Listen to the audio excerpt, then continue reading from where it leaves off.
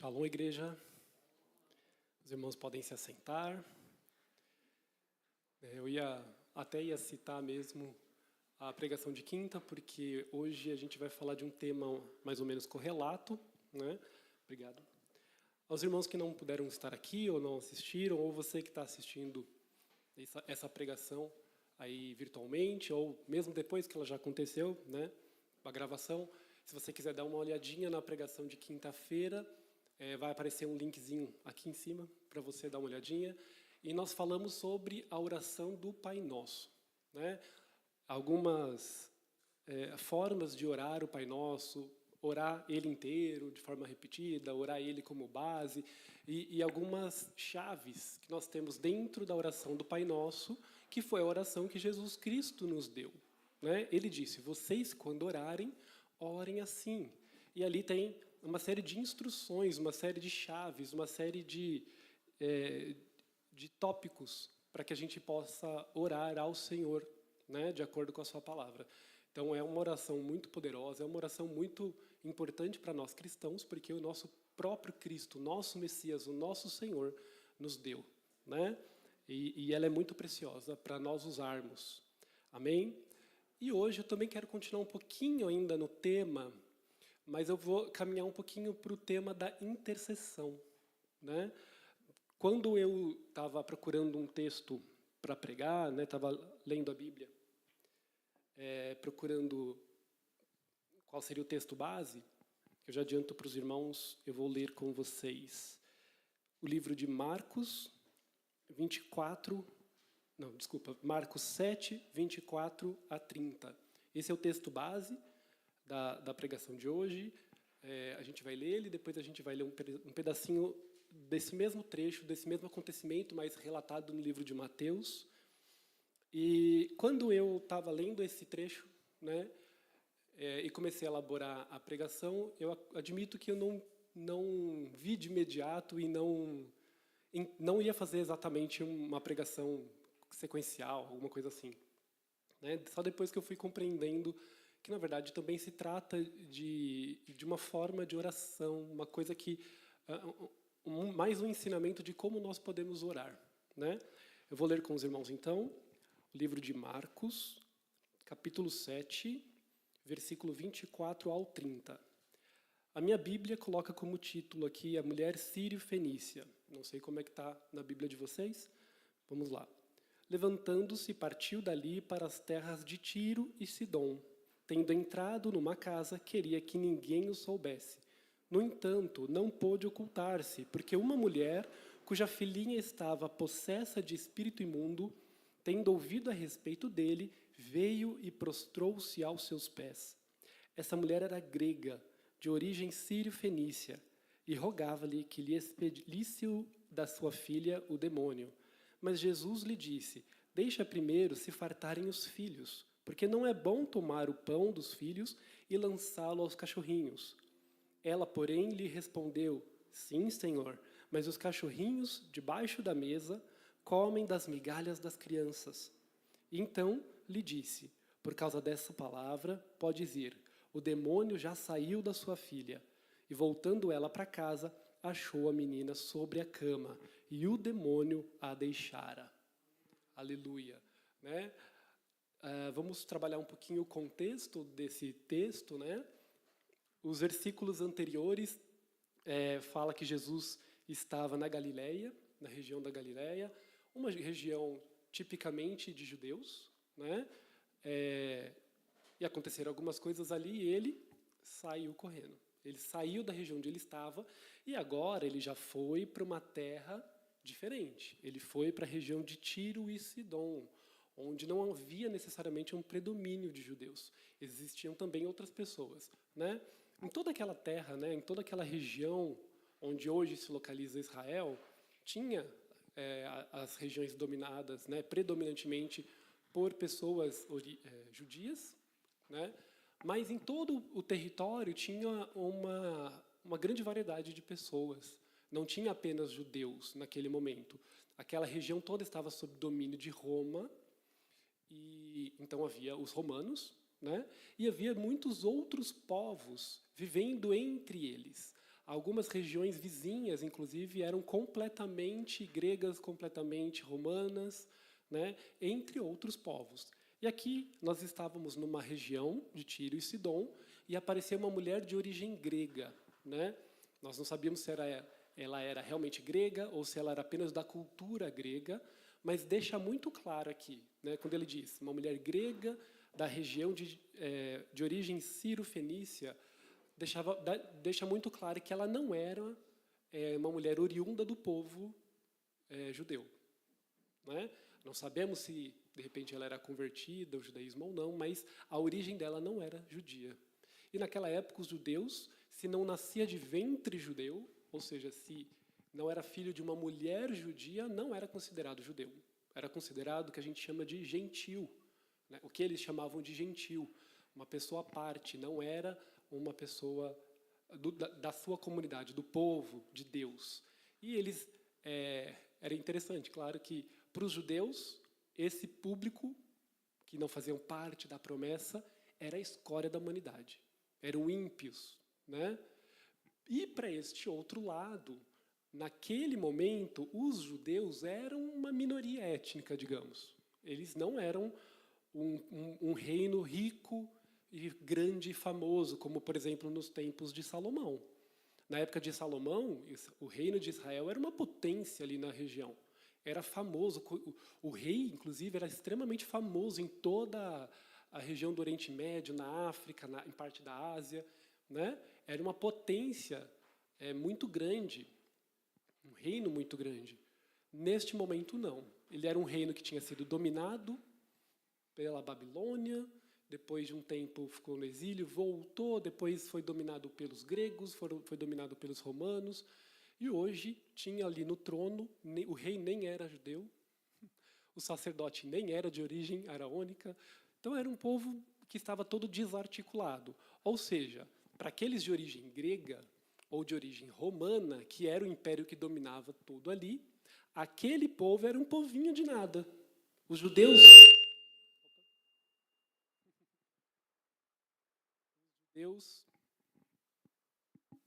judeus eram uma escória, eram nada, né? Então tinha esses lados. Os judeus se consideravam superiores aos outros porque eles herdavam a promessa, né? Eles eram o povo de Deus, e os outros povos achavam eles nada, esse povinho insignificante que só tem um Deus, né? Então tinha essa tensão ali. E no meio dessa tensão, Jesus, genuinamente judeu, da casa de Davi, né? Ele estava ali fugindo, querendo se esconder, querendo ficar isolado um tempinho, e foi ali uma mulher lhe perturbar. Ele estava escondido numa casa, e aí disse aqui o texto que ele queria que ninguém soubesse. No entanto, não pôde ocultar-se, porque uma mulher descobriu que ele estava lá. Então já falhou ali o plano dele de ficar em segredo. E essa mulher foi atrás, né? E ela foi lá importunar aquele homem, porque ela ouviu falar dele, né? A palavra aqui diz, ouvindo falar que Jesus estava ali, foi lá lhe apresentar a sua petição. E é nesse contexto que nós temos alguns aprendizados, né? Aquela mulher, ela não estava ali para pedir uma cura para ela, certo? Ela não foi ali pedir por alimento porque ela passava fome. Ela foi ali pedir para uma outra pessoa. Ela não estava por ela estava pela sua filha, certo? Então, esse é um dos princípios do que a gente chama hoje de intercessão, né? É quando uma pessoa faz a ponte entre um necessitado e alguém que pode sanar aquela necessidade. Então, nós podemos nos apresentar diante de Deus e falar, Deus, eu preciso resolver um problema na minha vida. Eu preciso de uma cura na minha vida. Eu preciso que o Senhor me ajude a me libertar de um vício. Eu preciso de sabedoria para tomar uma decisão. Estou orando por mim. Totalmente adequado, né? Afinal de contas, Deus é o nosso Pai. E Ele pode todas as coisas. Ele pode nos auxiliar em tudo. Então é legítimo fazer orações por nós. Mas nós também podemos orar por outras pessoas. E essa pessoa, às vezes, nem sabe que a gente está orando, né? Nós acabamos de orar, tinha ali um pedido de oração, não é? E aí o pastor orou aqui. Ele não pediu para si, ele pediu para uma outra pessoa. E isso também encontra respaldo na Bíblia. Esse trecho que a gente leu é um desses trechos. A Bíblia é recheada, principalmente o Novo Testamento, é recheada de exemplos, de testemunhos de pessoas que estavam orando por outras. Né? Eu poderia ter pego até outros textos aqui, eu escolhi me focar nesse daqui, para não alongar, mas tem outros textos que também apresentam outras nuances dessa forma de orar. Né? Mas aqui, eu gostaria de chamar a atenção da gente para o aprendizado de alguns pontos. Primeiro, para a gente interceder, a gente tem que ter o motivo da intercessão, certo? A gente tem que ter clareza do que está acontecendo. Claro que às vezes a gente recebe um pedido de oração assim, ó, olha, ora por fulano, ele não quis dizer o motivo, só ora. Aí você vai fazer o quê? Você vai orar. Falar, Deus, não sei qual é o motivo, você sabe, abençoa essa vida. Tem coisas, irmãos, que você não precisa saber. Tem orações que são orações mais amplas, que você pode fazer para qualquer pessoa. Né? Deus, abençoa aquela pessoa na sua vida sentimental, abençoa essa pessoa na vida espiritual, liberta essa pessoa, né? Livra ela de tentações, dá a ela mais intimidade com o Senhor, que ela tenha um encontro contigo, que o teu Santo Espírito fale com ela. Tem orações que a gente pode fazer que são mais amplas, mas quanto mais específico a gente for, melhor a gente vai orar. Não é? A palavra diz que às vezes a gente não recebe as coisas porque a gente ora mal, ou porque a gente ora só para o nosso benefício. Né? Então nós precisamos treinar. A oração, como qualquer ferramenta, como qualquer ação que a gente faz, ela deve ser treinada. Né? Mas eu não sei orar. Gente, ninguém nasceu sabendo orar. Os bebês não nascem sabendo falar, andar, eles aprendem.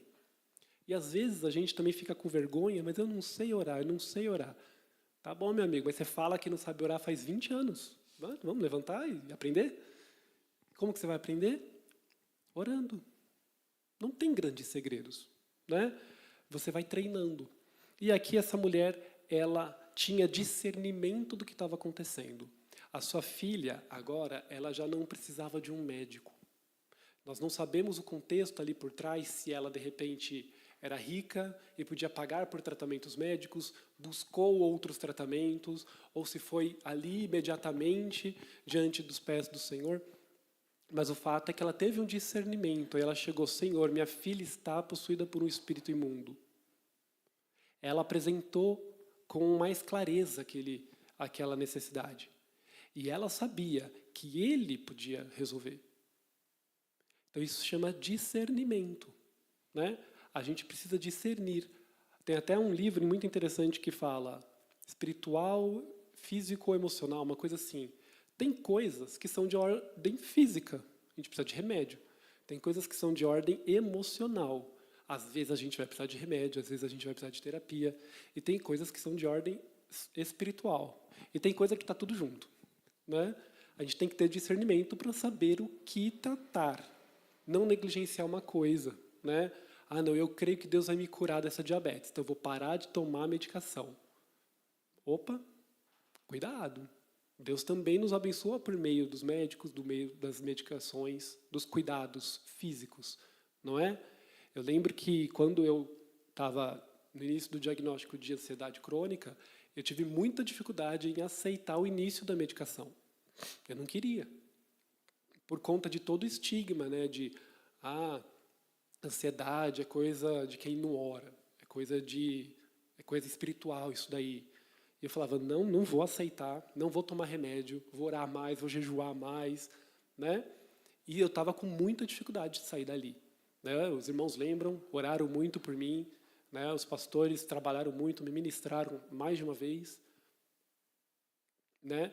Só que faltava alguma coisa no meu cérebro. Faltava, vocês não vão entender muita coisa agora, mas faltava algum neurotransmissor, faltava algum hormônio, alguma molécula, para eu conseguir fazer a ponte e conseguir sair dali.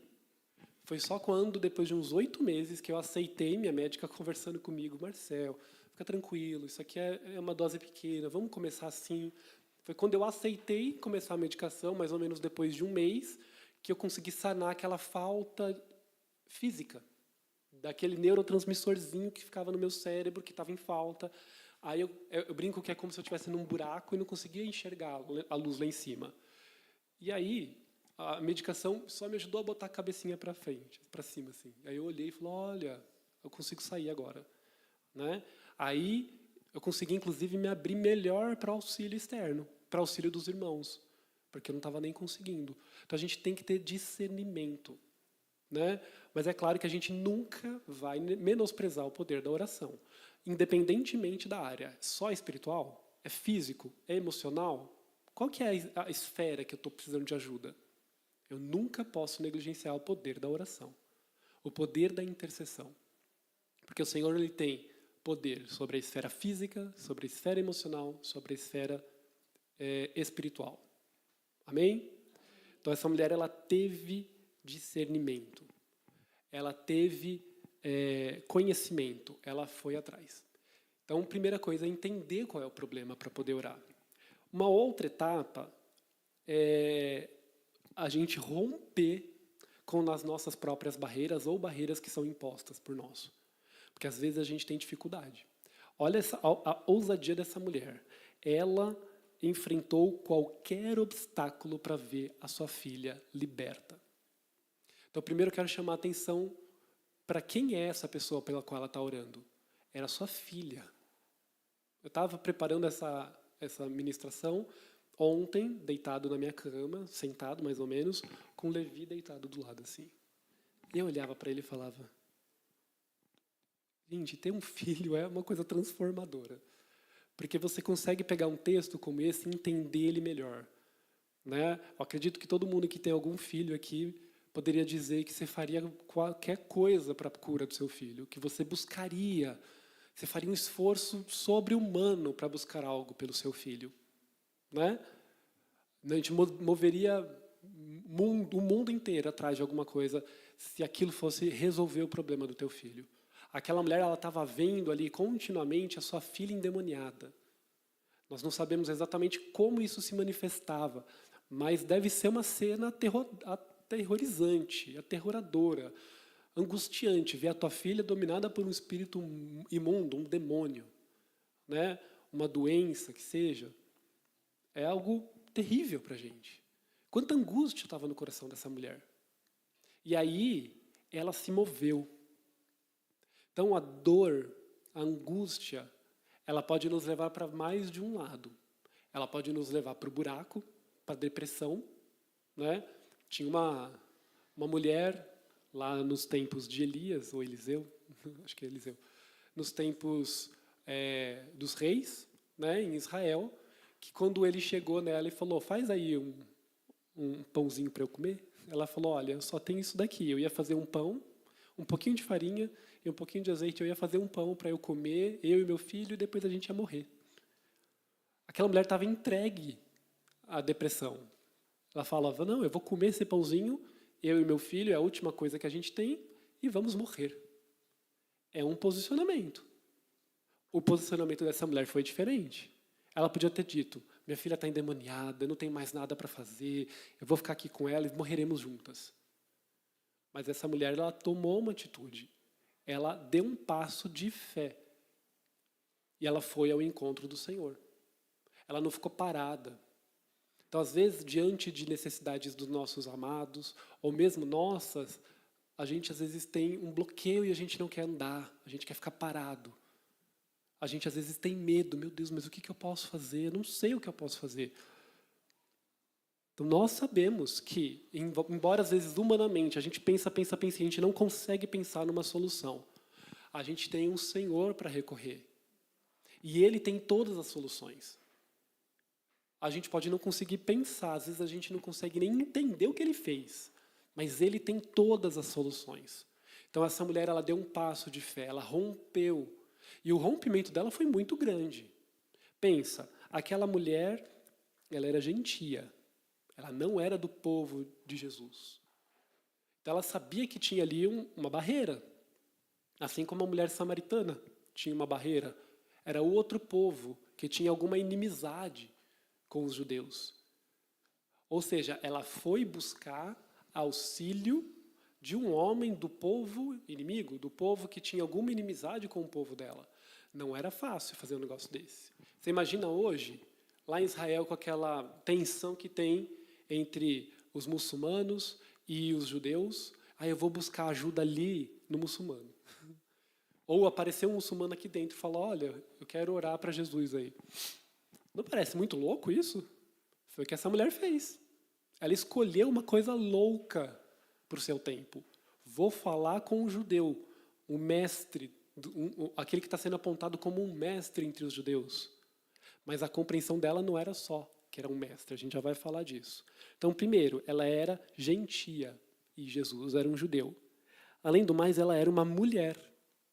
E a palavra não diz que ela foi acompanhada de um marido. Uma mulher mal podia andar sozinha, sem um marido ou um pai. E aquela mulher, ela foi, deu o passo e foi em direção a Jesus, que estava escondido numa casa. Imagina essa cena, gente. Isso já seria um escândalo hoje. Naquela época, então, uma mulher entrou na casa onde tinham homens. Não só um, né? Porque fala que os discípulos também estavam com Jesus. Uma mulher entrou numa casa onde tinha ali uns 13 homens. Eu não sei exatamente. Eu falei 13 pensando em 12 discípulos mais Jesus. Mas não sei se estava todo mundo, se tinha mais discípulos. Mas é um bando de homem de outro povo. Aquela mulher ousou. Ela colocou a sua vida em risco. Ela colocou a sua integridade em risco, se vocês me entendem. Né? Ela poderia, se fossem outros estrangeiros, eles poderiam ter feito várias coisas com ela ali. Mas ela não pensou nisso. Ela pensou, eu preciso chegar ao Senhor. Jesus está lá. Eu preciso entrar. Ela foi ousada. Né? Satanás estava contra ela. Porque a filha dela estava possuída por um espírito imundo. Um espírito de luz que não era. Né? Não era um anjo. Era um demônio. Ela começa dizendo espírito maligno, imundo, e depois ela diz demônio. Então, ela tinha essa clareza. Ela sabia que Satanás estava contra ela. Né? Não sei exatamente como era a visão dela dessas coisas, né? Mas a verdade é que o inimigo tinha algo contra ela. O inimigo estava tentando derrotá-la. O inimigo estava querendo destruir a sua família. Vocês estão entendendo o tamanho da opressão, o tamanho do jugo que estava nas costas dessa mulher? Os discípulos de Jesus queriam que ele mandasse embora. Aí eu vou abrir Mateus 15. Mateus 15 fala, a partir do 21, fala essa mesma história, só que agora contada por Mateus. Né? Então, Mateus tem um outro detalhamento dessa história. É muito possível que ele estivesse junto com Jesus, foi uma testemunha ocular. Vou ler agora o 21 até o final também. Partindo Jesus dali, retirou-se para os lados de Tiro e Sidom. E eis que uma mulher cananeia, que viera daquelas regiões, clamava, Senhor, filho de Davi, tem compaixão de mim. Minha filha está horrivelmente endemoniada. Ele, porém, não lhe respondeu palavra, e os seus discípulos, aproximando-lhe, rogaram-lhe, despede-a, pois vem clamando atrás de nós. Então os discípulos queriam mandar ela embora. Essa mulher vai atrapalhar o nosso plano de se esconder. Manda ela embora. Os discípulos estavam contra ela. E essa mulher ali, rompendo barreiras. E por fim, aparentemente, Jesus estava contra ela. Um aparentemente bem grande, né? Porque há uma primeira leitura que você faz, Jesus responde, não fui enviado senão as ovelhas perdidas da casa de Israel. Falei, mulher, eu não fui enviado para você. Você é uma gentia, eu fui enviado para os judeus. Inicialmente, é isso que ele disse. Imagine aquela mulher. Jesus, caramba, Jesus, aquele homem que fez milagres. Aquele homem, olha como ela chamou ele. Senhor, filho de Davi, tem compaixão de mim. Ela sabia quem Jesus era. Sabia que ele era da linhagem de Davi. Que ele era um homem especial.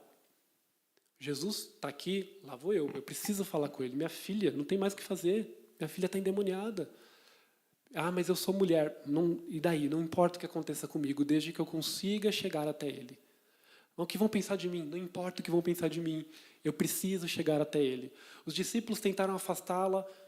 Não, vocês não vão me impedir de encontrar Jesus. Aí ela consegue chegar em Jesus. E o que ele responde?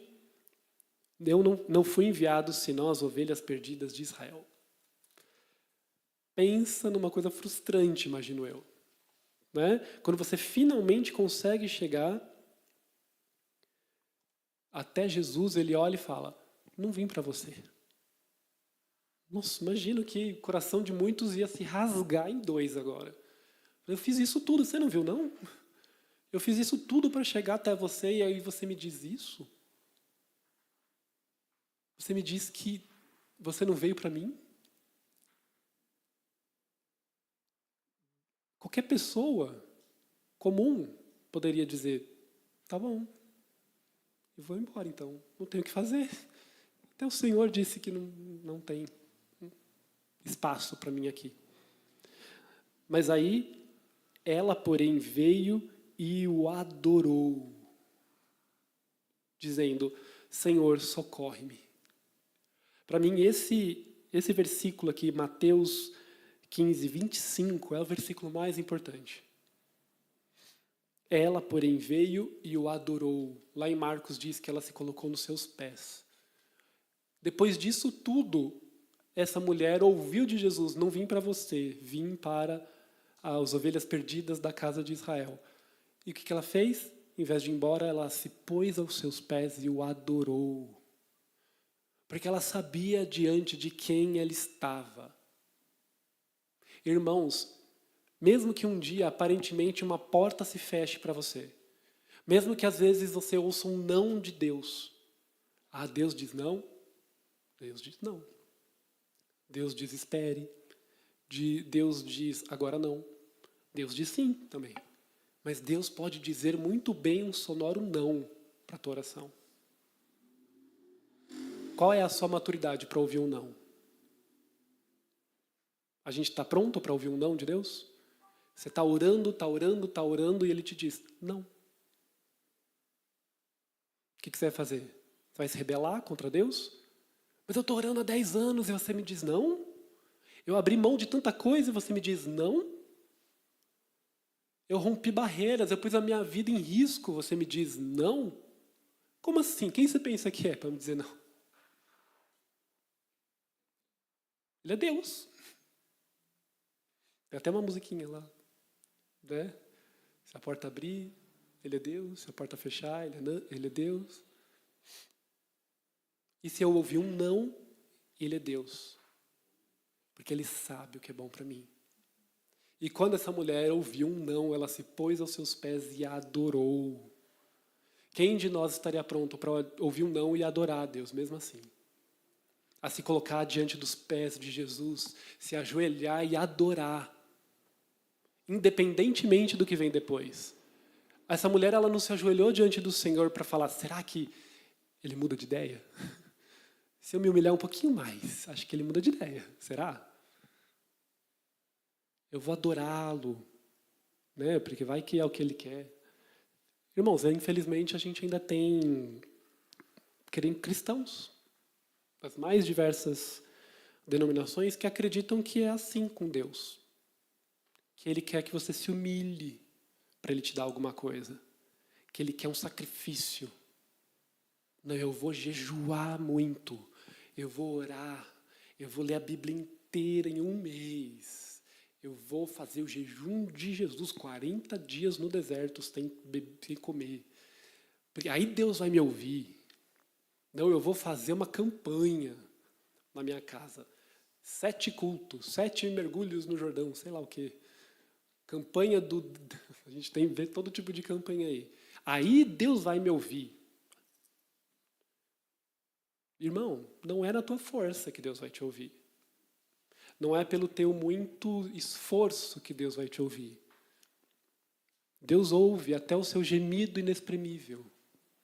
Sabe, quando você está orando e você não consegue mais ter palavras. Aí a palavra diz que o Espírito intercede por meio de você, por gemidos inexprimíveis. E Deus ouve. Então não é por falar alto ou falar muito que Deus vai nos ouvir. Deus nos ouve. E essa mulher, ela não se prostrou como forma de troca. Porque os outros deuses, irmãos, aqui diz que ela é de origem de outra religião. Né? Ela era de origem... O texto aqui diz que ela era cananeia, que é aquela região toda. Né? O outro texto diz que ela era de origem grega, da região de Tiro e Sidom, de origem sírio-fenícia. É uma mistura aí, né? Cada povo que eu citei aí tem os seus deuses. Imagina quantos deuses essa mulher teve contato. Ela era grega, tem todo um panteão grego ali, né? Ela era de origem sírio-fenícia, quantos deuses eles têm também? Na região de Canaã. E aqueles deuses faziam trocas. Se oferecia o seu filho em sacrifício, Deus te dava alguma coisa. O Deus daquele tempo, daquele local. Que a gente sabe que não é um Deus verdadeiro, é um Deus falso. Mas eles estavam acostumados a ter essa moeda de troca. Se eu fizer tal oferenda, se eu fizer tal oferta, se eu fizer tal sacrifício, se eu derramar isso, aquilo, aí o Deus vai me ouvir. Então aquela mulher talvez até estivesse acostumada com esse padrão. Né? A cultura dela estivesse acostumada com esse padrão. Mas aqui a palavra disse que ela ajoelhou e o adorou. Não que ela fez isso como moeda de troca. Ela fez isso de forma genuína, sincera. Caso contrário, Deus não teria atendido ela depois. Né? Deus não faz troca, gente. Deus tem tudo. Ele não precisa de nada. Ele não precisa das nossas ofertas. As nossas ofertas aqui no altar são de agradecimento e reconhecimento. São adoração. Deus não precisa que a gente faça campanhas. Algumas campanhas, né, a gente pode fazer propósitos com Deus para a nossa consagração, para a nossa aproximação dEle. Olha, eu vou fazer algumas vigílias em casa, que é para eu ampliar o meu tempo de oração, para eu ampliar o meu tempo de contato com Deus, para eu ganhar intimidade com Deus, para eu me aproximar dEle. Isso é válido. Mas não ache que por muito fazer isso, Deus vai te ouvir mais. Deus te ouve, irmão. Se você pedir uma vez, com sinceridade, Ele ouve. Amém? Então essa mulher veio e o adorou.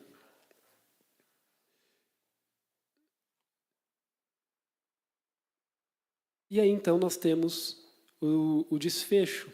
Né? O desfecho. Jesus disse, então, deixa primeiro que se fartem os filhos, porque não é bom tomar o pão dos filhos e lançá-lo aos cachorrinhos. Quando ele disse aqui, o que ele quis dizer? Ele usou termos estranhos. Né? Os filhos eram tidos como aqueles da casa de Israel, os judeus. Né? Eles já trabalhavam um pouco essa coisa deles como filhos. Eles eram herança. Né? Eles eram filhos de Abraão, filhos de Deus. Então, Jesus já estava dizendo, não parece certo eu tirar o pão da boca dos filhos para dar para os cachorros. Imagina, primeiro ele tinha dito que eu vim para os perdidos da casa de Israel. Agora ele ainda chamou ela de cachorra. É claro que não tinha a conotação que tem hoje em dia, né? Mas ele falou que ela era um animal. Comparou ela a um animal em comparação a um ser humano, e não qualquer ser humano, a um filho. Então ela não era só qualquer pessoa. Na comparação que ele fez, comparado com o filho de Deus, você é um animal, você é um cachorro. Então como é que eu posso tirar o pão da boca dos filhos e dar para os cachorrinhos? Olha, é uma atrás da outra, hein? Que essa mulher teve que suportar. Imagina ouvir isso, né? De Jesus. Aquele sabe de todas as coisas, ele sabia o que estava fazendo. Né? Mas às vezes a gente se sente um cachorro também, não se sente? Aí eu vou orar a Deus, mas eu não posso, eu não mereço. Imagina que eu vou pedir isso, eu vou chegar perto de Deus, Ele vai olhar para mim e vai falar, você, imundo desse jeito? Eu sei o que você fez ontem. A gente não se sente assim às vezes, irmão? Ou é só eu que às vezes me sinto assim quando eu vou orar a Deus? Eu falo, Deus, eu preciso te pedir um negócio aí. Primeiro me perdoa pelo que eu disse aquela hora. Eu estava um pouco exaltado, sabe? A gente brinca muito com o trânsito, né? Que eu dirijo há 1 ano só. E agora eu sei o que o povo passa. Eu sei o que vem na cabeça às vezes. A gente usa muito esse exemplo porque são exemplos que tiram a gente do nosso centro muito rápido. Falar em Deus, como eu vou me apresentar diante de você, do jeito que eu estou, assim, todo imundo? Eu sou um cachorro. Como é que eu vou me apresentar diante do Deus poderoso? Eu sou só um cachorrinho. Eu sou um animal. E Jesus colocou isso na cara dela. Falou, você não tem comparação com eles. Eles são os filhos. E você, o que é? Um cachorrinho. E aí a resposta dela foi, ela, porém, lhe respondeu, sim, Senhor, mas os cachorrinhos debaixo da mesa comem das migalhas das crianças. Então a primeira coisa que ela disse foi essa, você está louco? Está me chamando do quê? Ou diz, não, Jesus, cachorro não, imagina. Quantos de nós também, diante de uma coisa dessa, diria, não, negaria. Eu falo muito da minha filha aqui, né? Ela não está hoje aqui. Mas quando ela é pega fazendo alguma coisa, e eu falo, ela, não, pai, não. Primeiro ímpeto dela, estou trabalhando nisso. Jesus, essa coisa fica tudo gravada, ela vai ver um dia, né? Ela vai ver um dia, ela fala, pai, você me mata de vergonha. Mas ela, às vezes, acontece alguma... Eu conto uma coisa do passado, é muito engraçado. Elisa, quando você era neném, você fez tal coisa. Gente, neném, né? Aí ela fala, não fiz isso, não. Mas, não. Às vezes, a gente tem esse ímpeto, quando a gente é confrontado, a gente diz, não, imagina, a gente encontra desculpas, né? A gente sabe que a gente é cachorro. A gente se sente assim, às vezes. Mas se alguém vira para a gente e fala, eu não, imagina. Você sabe dos seus pecados. E quando você vai orar a Deus, você fica todo envergonhadinho, toda envergonhada. Mas se alguém vira e fala, você fez tal coisa. Eu não, imagina. E o que essa mulher disse? Sim, Senhor. Eu sei disso. Então essa mulher, que era de origem grega, e vamos combinar, os gregos dominaram a região por muitos anos, mesmo os romanos tendo dominado, e agora era o Império Romano, a cultura dominante era grega. Os romanos pegaram a cultura e a estrutura grega e espalharam ela. Aqueles povos, é o que a gente chama de povos helenizados, eram povos que estavam agora com a cultura grega dominante. Então essa mulher, no contexto geopolítico, ela era, entre aspas, superior aos judeus. A origem dela era tida como superior, porque ela era de origem grega, que era a cultura dominante na região. E quando ela disse isso, ela falou, sim, Senhor, eu sou um cachorrinho. Ela se submeteu. Ela podia ter dito, você está pensando que você está falando com quem? Eu sou grega. Não percebeu? Mas ela entendeu o que estava acontecendo ali. E ela se colocou numa posição de sujeição, de submissão, e disse, sim, Senhor. Porém, os cachorrinhos debaixo da mesa comem das migalhas das crianças. Aquilo que as crianças não conseguem comer, eu quero. Um pouquinho desse pão que você tem aí, eu quero. Só um pouquinho. Eu me contento com a migalha. Porque a migalhinha de Jesus é muito para a gente. Um pedacinho da graça de Deus que é derramada sobre nós transforma a nossa vida. É claro que a gente aprendeu a orar o Pai Nosso, dá-nos o pão. Nós somos filhos. Nós fomos adotados como filhos. Hoje, o Senhor Jesus, por meio da obra redentora da cruz, a palavra diz que Ele nos enxertou, Ele nos uniu ao povo dele. Então nós somos, sim, filhos. Nós sabemos disso hoje. Mas nós éramos como essa mulher. Porque a gente não é judeu, certo? Eu sei que a Nath tem uns 4%, como é que era? 6%. Ela fez o teste genético. Alguns de nós talvez tenham alguma coisinha aí. Mas alguém aqui é filho de ventre judeu? Filho de uma mãe judia? Que era filho de uma judia, que era filho de uma judia, né? Não. Então ninguém aqui é. da casa de Israel, do povo, né? Nós não somos. Mas a palavra diz que nós somos feitos filhos por adoção do Senhor. Então hoje nós podemos nos achegar, mas nós éramos cachorrinhos. E nós conseguimos uma migalha do pão. Os judeus rejeitaram Jesus Cristo. Os judeus mataram Jesus Cristo. O pão era deles, mas eles rejeitaram o pão da vida. E nós, como gentios, nós, como cachorrinhos, recebemos uma migalha. Cada um de nós recebeu uma migalha que caiu da mesa. Mas essa migalha foi suficiente para refazer a nossa vida. Porque a graça do Senhor, uma gota da graça do Senhor, uma migalha da graça do Senhor, é suficiente para curar a tua vida, para fazer você uma pessoa nova e para curar a tua vida e para curar a vida dos teus filhos, para curar a vida das pessoas que você ama, as quais você apresenta em intercessão diante do Senhor. Olha que verdade maravilhosa essa mulher compreendeu. E eu tenho certeza que isso já estava no coração dela, porque ela rompeu com tudo, com toda a cultura daquele tempo. Ela era mulher, ela era gentia, de um povo dominante. Ela se submeteu a Jesus, tomou um não na cara. Um aparente não. Jesus sabia o que estava fazendo. Jesus conhecia o coração daquela mulher. E ele disse aquilo para que se manifestasse a fé dessa mulher. Jesus disse aquilo para que a fé dessa mulher aparecesse, para que ela tomasse consciência plena dessa fé e de quem era Jesus Cristo. E naquele momento ele disse, então, por causa dessa palavra, você pode ir, o demônio já saiu da sua filha. A graça chegou na casa daquela mulher. A graça alcançou aquela vida e trouxe vida de novo para aquela família. Aquela família que estava devastada por um demônio, que estava assolada pela ação de um espírito imundo, pela fé dessa mulher, que recebeu a graça do nosso Senhor Jesus Cristo. E a vida chegou ali. Aquela mulher foi enxertada no povo de Deus, foi unida, se tornou filha, pela ação redentora de Jesus Cristo, o nosso Senhor.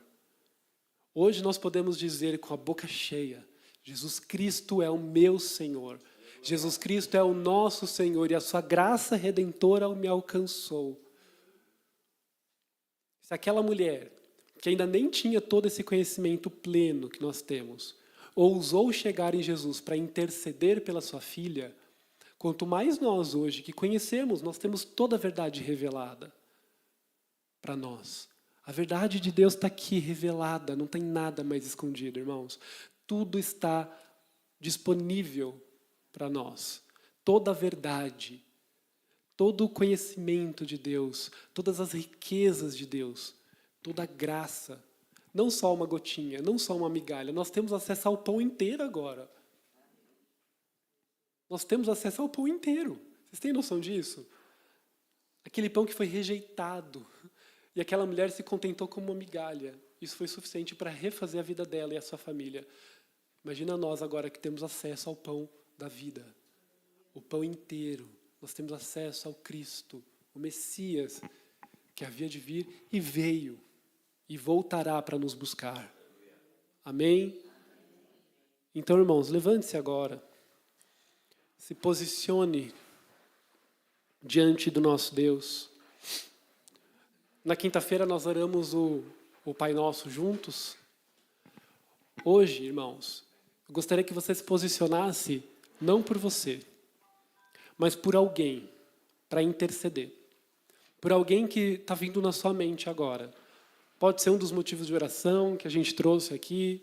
Pode ser uma pessoa que você entende que está passando por uma necessidade importante, que talvez esteja aí contaminada, possuída por um espírito imundo. Uma pessoa que você preze. Hoje nós vamos orar dessa forma. Nós não intercedemos apenas pelos nossos filhos, para aqueles que a gente ama. Mas vamos começar assim hoje. Escolha alguém que você ame. Pode ser um filho seu. Escolha alguém que você ame, que você sabe que precisa da tua intercessão. E apresente essa pessoa diante de Deus. Rompa as barreiras. Mas essa pessoa ela não quer Jesus. Eu já falei. Não bota barreira. Não coloque barreiras. Mas eu já falei de Jesus para essa pessoa não quis. Hoje não é o momento de pensar dessa forma. Hoje é o momento de pensar que o Senhor é um Deus que destrói barreiras. Ele destruiu toda uma cultura milenar para implantar o seu reino de graça. Ele pode transpor as barreiras que essa pessoa está colocando diante dela. Não pense que Deus se limita por barreiras. Não há barreiras para Jesus. Não há barreiras para o Espírito Santo de Deus. Coloque essa pessoa agora em intercessão. Ore com ousadia. Apresente diante do Senhor. Peça que Deus conceda para essa pessoa uma migalhinha da sua graça, para que ela possa ser restaurada e possa ter acesso ao pão inteiro. Amém? Apresenta.